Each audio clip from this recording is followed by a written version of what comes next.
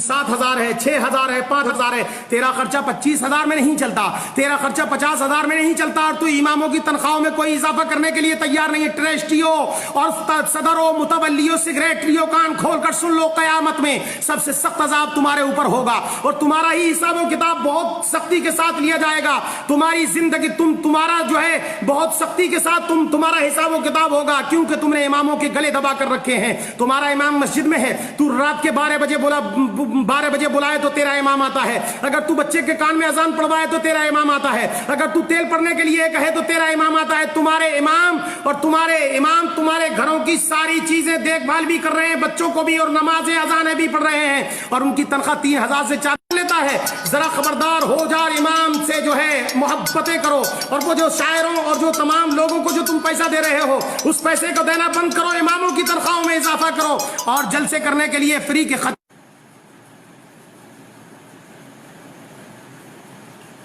خطیبوں کو پیسہ دینے سے بہتر یہ ہے کہ اپنے اماموں کی تنخواہوں میں اضافہ کر دو، تاکہ قیامت میں تم سے حساب و کتاب۔ یہ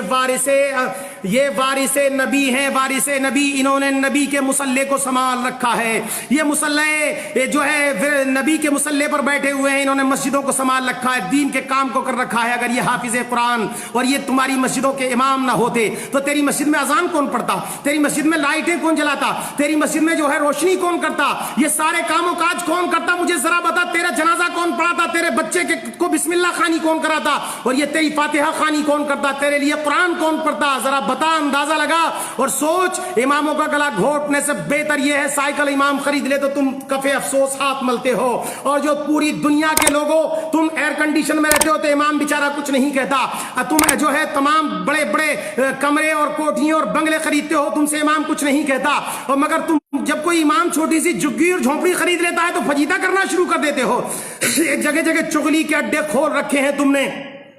اماموں کی برائیاں کرنے پہ لگے ہوئے۔ 1,000 نیکیاں کرتا ہے امام، 1,000 اچھے کام کرے، اگر کوئی غلطی ہو جائے اس سے تو تم پکڑ لیتے ہو۔ سنو ظالموں، ڈاکہ ان دکانوں میں پڑتا ہے جن میں مال ہوتا ہے، جن میں ہیرے اور جواہرات ہوتے ہیں، جن کے اندر دولت ہوتی ہے، ان دکانوں میں چوری ہوتی ہے۔ جن مکانوں میں کچھ نہیں ہوتا، جن دکانوں میں کچھ نہیں ہوتا، ان میں چوری نہیں ہوتی۔ اس سے پتہ یہ چلتا ہے کہ امام بہکا اس لیے تھا کہ اس کے پاس ایمان کی دولت تھی، شیطان اس کا اس لیے پیچھا کر رہا تھا۔ تیرا پیچھا کیا کرتا؟ تو خود ہی شیطان ہے، تیرا پیچھا کیا کرے گا شیطان؟ تو امام کا پیچھا اس لیے کیا کہ اس کے پاس دولت ایمان تھا، وہ قوم کا پیشوا تھا۔ ظالموں، ان اماموں کے ساتھ بدتمیزیاں کرنا بند کر دو، جب تک کوئی قوم بلندی تک نہیں پہنچتی، جب تک کہ اپنے پیشواؤں کی عزت نہیں کرتی۔ تم نے دنیا کی، تیری 25,000 تنخواہ ہو تو تیری پور نہیں پڑتی، 50,000 ہے مولانا پھر بھی کمی رہ جاتی ہے۔ تیرے بہترین کپڑے اور تمام کے تمام انتظام و انسرام دیکھ کے امام نے کبھی آہ نہیں کری، مگر سن، امام عطر لگا لے تو تجھے پریشانی ہوتی ہے، امام اچھا کپڑا پہن لے تو تجھے پریشانی ہوتی ہے، امام شیروانی سلوا لے تو تجھے پریشان ہوتی ہے، امام سائیکل پر چلا جائے تو تجھے پریشان ہوتی ہے، تو فلائٹوں میں گھومے، امام سائیکل پر گھومتا ہے، ظالموں تو تمہیں تکلیف ہو جاتی ہے۔ اپنے اماموں کے پیچھے نہ پڑو، قیامت میں جب مصطفیٰ پیارے پوچھیں گے کہ میں نے اپنی ملکیت اور میراث کا ان کو پیشوا بنا کر کے تمہارے بیچ میں بھیجا تھا، جنہوں نے تمہارے بچوں کو قرآن پڑھایا، جنہوں نے تمہارے لیے قرآن خوانی پڑھی، جنہوں نے تمہارے لیے جو تلاوت کلام اللہ کیا، جنہوں نے تمہارے بزرگوں کے لیے ایصال ثواب کیا، جس نے تیرا 40واں 10واں پڑھا، جس نے تیری فاتحہ خوانی کری، ان اماموں کے تم ہاتھ دھو کر پیچھے پڑ گئے تھے۔ سن لو ٹرسٹیوں، ظالموں، سن لو تمام کمیٹیوں کے لوگوں، سن لو، تمہاری زندگی میں انقلاب پیدا نہیں ہو سکتا۔ تم اپنے گھروں کے خرچے مسجدوں اور مدرسوں کے چندوں سے چلاتے ہو، اور اس کے باوجود امام اگر تمہاری پول پٹی کھول دے تو اماموں کے ہاتھ دھو کر پیچھے پڑ جاتے ہو، طرح طرح کے الزامات لگاتے ہو،